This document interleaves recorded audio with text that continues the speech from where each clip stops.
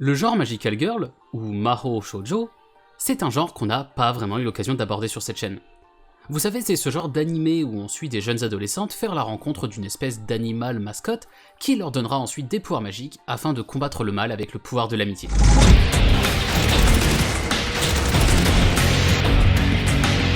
Il n'y a pas de club échec. C'est le club guerre en fait. Tu t'inscris pas au club foot, tu t'inscris pas au club ping-pong, tu es au club guerre.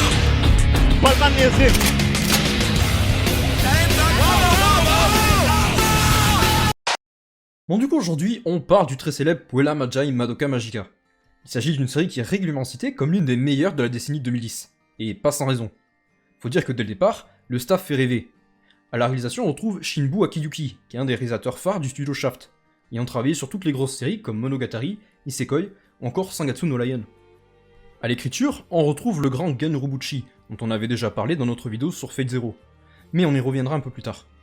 Et enfin, on retrouve Yuki Kajiura à la musique. Yuki Kajiura qu'on ne présente plus, devenu assez célèbre notamment grâce à son travail sur les séries Fate et Sword Art Online. Du coup, c'est en 2011 que cette belle équipe nous a sorti les 12 épisodes de Madoka Magica. Bon, comme cette vidéo est dédiée à ceux qui ont déjà vu la série, on va pas s'embêter à vous la résumer, et on va direct réfléchir à ce qui l'a rendu si célèbre. Et du coup, pour commencer, j'aimerais aborder toute la dimension surprise, / retournement de situation, / putain c'était évident comment j'ai fait pour pas m'en rendre compte plus tôt. En effet, vous n'êtes pas sans savoir que la série est souvent vendue comme un seinen horrifique, se cachant sous l'apparence d'un Magical Girl, et c'est pas pour rien. Même si de nos jours il est difficile de se lancer dedans sans avoir la moindre info, sans avoir jamais entendu le moindre « tu verras l'épisode 3, t'es pas prêt », ben il faut se rappeler qu'en 2011 à sa sortie, l'effet de surprise était parfait, et que la communauté ne parlait que de ça. Et c'est parce que l'animé a vraiment bien su jouer la carte de la surprise, donc on va voir ça maintenant. Et on commence évidemment avec le commencement, les 2 premiers épisodes. Avec ces deux-là, l'objectif était de faire croire aux spectateurs que la série serait un Magical Girl classique. On y retrouve énormément de clichés du genre. Parmi eux, on a bien sûr le rêve qui n'en est pas un, et la mascotte mignonne que le personnage principal rencontre en la sauvant, avant d'apprendre plus tard qu'il était un extraterrestre. Mais on a aussi les fameuses séquences de transformation, le bijou qui est la source du pouvoir des Magical Girls, etc. et j'en passe. On a même le coup de la fille en retard qui court pour aller à l'école avec le toast dans la bouche. En utilisant ainsi les clichés du genre, la série endort les attentes des spectateurs pour quelque chose de nouveau, ce qui lui permet de prendre par surprise avec le fameux épisode 3. Même le générique de fin des 2 premiers épisodes, qui était mignon et calme, est remplacé à l'épisode 3 par un générique épique, sombre et angoissant, chanté par Kalafina. Cette chanson, Magia avait d'ailleurs été utilisée auparavant dans les 2 premiers épisodes, comme musique pendant les combats. On nous symbolise ainsi que désormais, c'est l'ensemble de la série qui sera un combat pour la survie. Ce qui est intéressant, c'est que les révélations du genre ne s'arrêtent pas à l'épisode 3 et que tout au long de la série, on continuera à nous surprendre en jouant sur les mots et les connaissances que l'on a du genre Magical Girl. Les 2 meilleurs exemples sont ceux des Soul Gems et de la révélation de l'identité des sorcières. La Soul Gem nous est introduite très tôt, et on n'y prête pas trop attention. Comme on l'a dit, le fait d'avoir une baguette magique ou une sorte de bijou qui contient les pouvoirs de la Magical Girl, ben c'est pas nouveau, donc on s'attarde pas dessus. Sauf que ici, l'animé viendra nous révéler plus tard que ces Soul Gems portent très bien leur nom, puisqu'elles sont en fait des gemmes dans lesquelles résident les âmes des Magical Girls, leur corps n'étant plus que des pantins qu'elles contrôlent à distance pour combattre. On avait ainsi la réponse sous les yeux depuis le début, et l'idée est la même pour la révélation sur l'identité des sorcières. On apprend à la fin de l'épisode 8 qu'en réalité, les sorcières que l'on combat depuis le début ne sont que des Magical Girls corrompues, et que chacune d'entre elles est destinée à se transformer en sorcière un jour. Ici, c'est un jeu de mots que l'on a, visible en analysant les kanji. Magical Girl, en japonais Mahou Shoujo, ça désigne des jeunes filles magiques, tandis que sorcière, Majo, ça représente des femmes magiques. Et comme Kyubei le souligne, si toute fille est un jour destinée à devenir une femme, alors toute Magical Girl est destinée à devenir une sorcière. On notera d'ailleurs que le nom de l'anime lui-même est aussi très révélateur.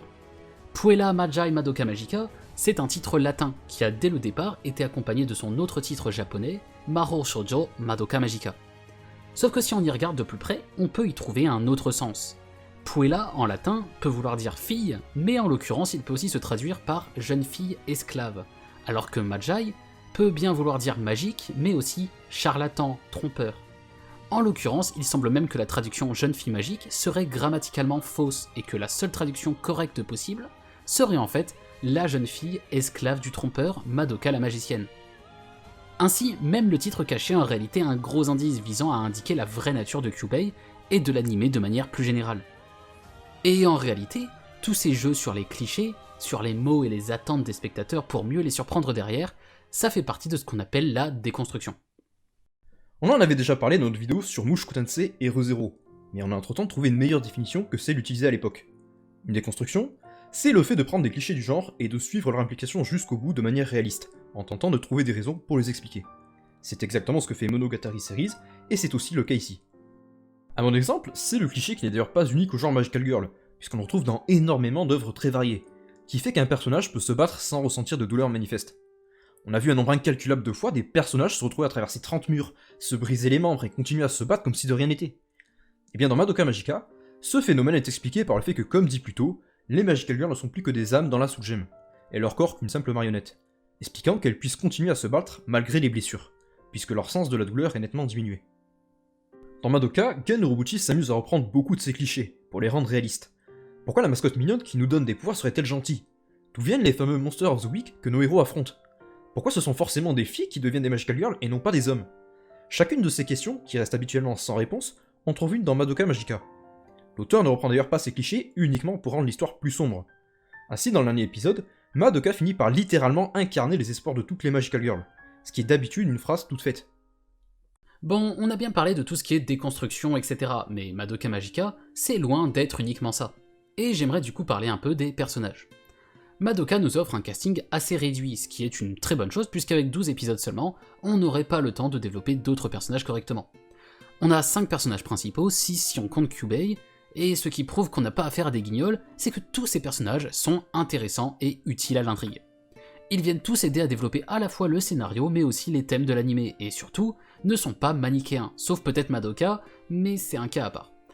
Pour les autres, ils sont tous introduits comme des clichés avant de se montrer plus intéressants qu'on aurait pu le croire au premier coup d'œil. Faisons un tour rapide des personnages.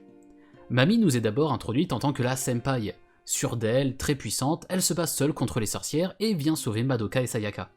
Elle leur offre des conseils avisés et devient vite un modèle pour Madoka. Mais rapidement, avec cette dernière qui se rapproche d'elle et dit vouloir combattre à ses côtés, Mami arrête de jouer la comédie et admet qu'elle a peur et qu'elle serait ravie d'avoir quelqu'un comme Madoka pour combattre à ses côtés, malgré qu'elle sache à quel point la vie de Magical Girl est dangereuse.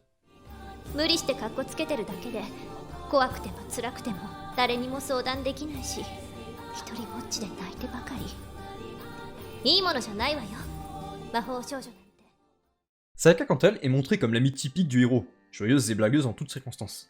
Cependant, tout comme Mami, on verra très vite qu'elle a un côté plus sombre, qui vient de son amour pour Kamijo, qui est hospitalisé. Malgré tous les avertissements de Mami, elle finira par passer un contrat avec Kyubei pour soigner Kamijo. Sauf que si l'on pouvait penser qu'il s'agissait là d'un vœu pur d'une jeune fille souhaitant le bien de celui qu'elle aime, la vérité s'avère un peu plus complexe, puisque même si elle ne l'avouait pas elle-même, elle attendait en contrepartie la gratitude de Kamijo qui la remercierait en passant sa vie avec elle.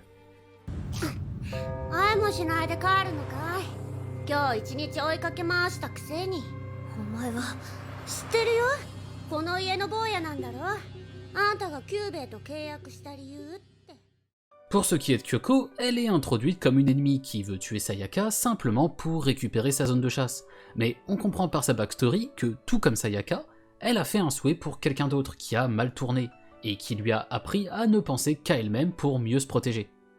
Et même comme ça, elle ne restera pas de marbre face à Sayaka qui répète les mêmes erreurs qu'elle, finissant par se sacrifier en tentant de la sauver.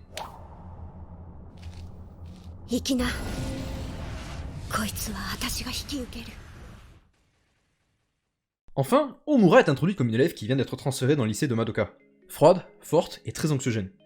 Mais on apprendra au fur et à mesure qui elle est, et le mystère qu'elle cachait, toute cette histoire de time loop pour sauver Madoka. Ainsi, celle qui semblait au début être un ennemi se révèle être celle qui s'est en fait le plus sacrifiée pour les autres. Et même une fois cette révélation faite, elle ne devient pas un personnage soudain angélique et parfait, ne pensant qu'aux autres. Elle reste au contraire très égoïste, ne pensant qu'à sauver Madoka pour son propre intérêt, car Madoka c'est sa seule amie, et elle se fiche complètement du sort des autres Magical Girls.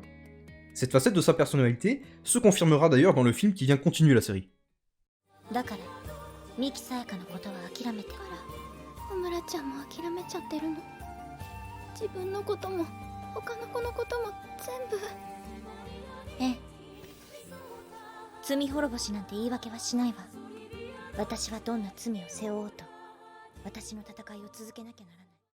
On pourrait continuer en s'intéressant à Madoka, mais je préfère vous parler de Kyubei, qui a selon moi été injustement traité pendant toutes ces années.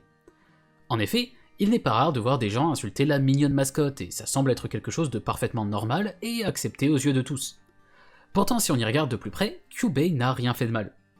Dès le début, les personnages sont prévenus que si elles souhaitent devenir des Magical Girls, il faut qu'elles fassent un vœu pour lequel elles seraient prêtes à échanger leur vie. À aucun moment il ne leur fait croire que la vie de Magical Girl sera toute rose et plein de paillettes.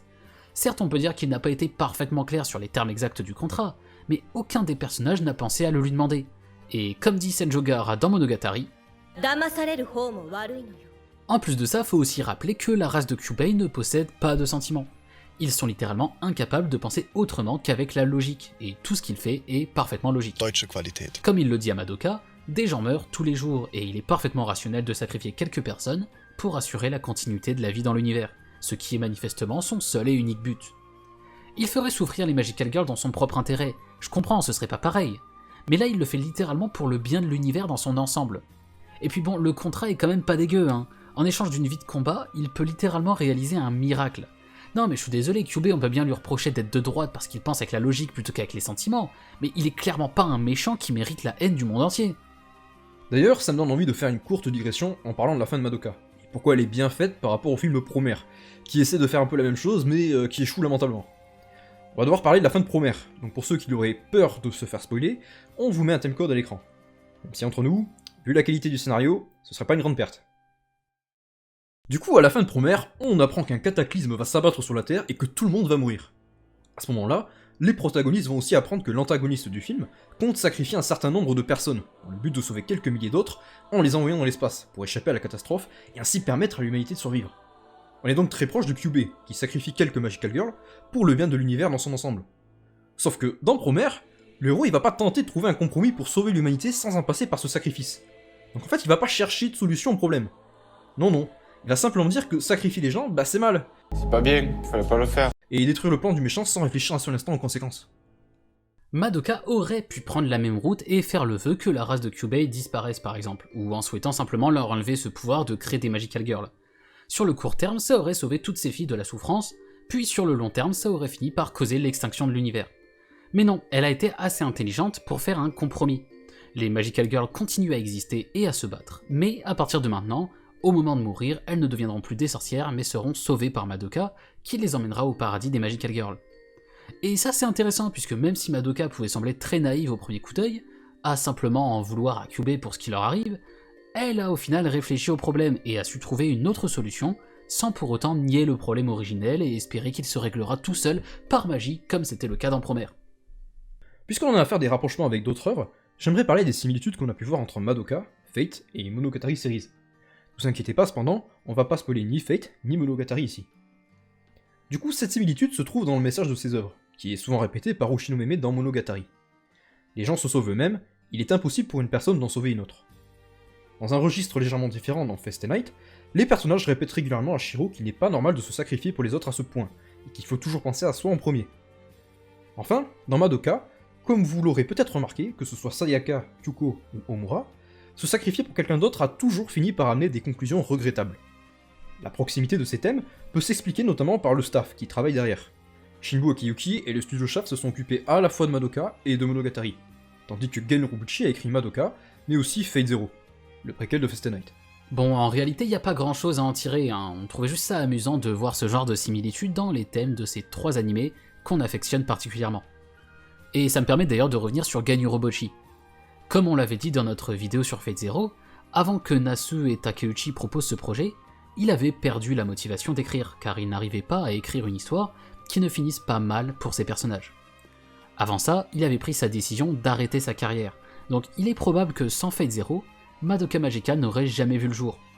Et comme on peut le voir avec le dernier épisode de Madoka, qui a beaucoup fait parler tant il est différent du reste de la série, il semble que Urobuchi ait fini par trouver une façon d'écrire une histoire dans laquelle il est encore possible d'avoir de l'espoir. 今日まで魔女と戦ってきたみんなを希望を信じた魔法少女、私は泣かせたくない。最後まで笑顔でいてほしい。それを邪魔するルールなんて壊してみせる、変えてみせる。これが私の祈り、私の願い。さあ叶えてよ、インキュベーター。 Bon, et sur ce, ça en est fini de cette vidéo. On espère qu'elle vous aura plu, on a tout donné pour celle-ci, puisque Madoka Magica c'est un de nos animés préférés. Comme d'hab, pensez à la partager avec d'autres fans de Madoka si vous le pouvez. Ça nous aide énormément, et évidemment, abonnez-vous si c'est pas déjà fait. On le rappelle à chaque fois, on a un Twitter et un Discord sur lequel vous pouvez nous rejoindre pour discuter, donc n'hésitez pas, les liens sont en description. Ceci étant dit, on vous laisse pour aujourd'hui, et on vous retrouve très vite dans la prochaine vidéo.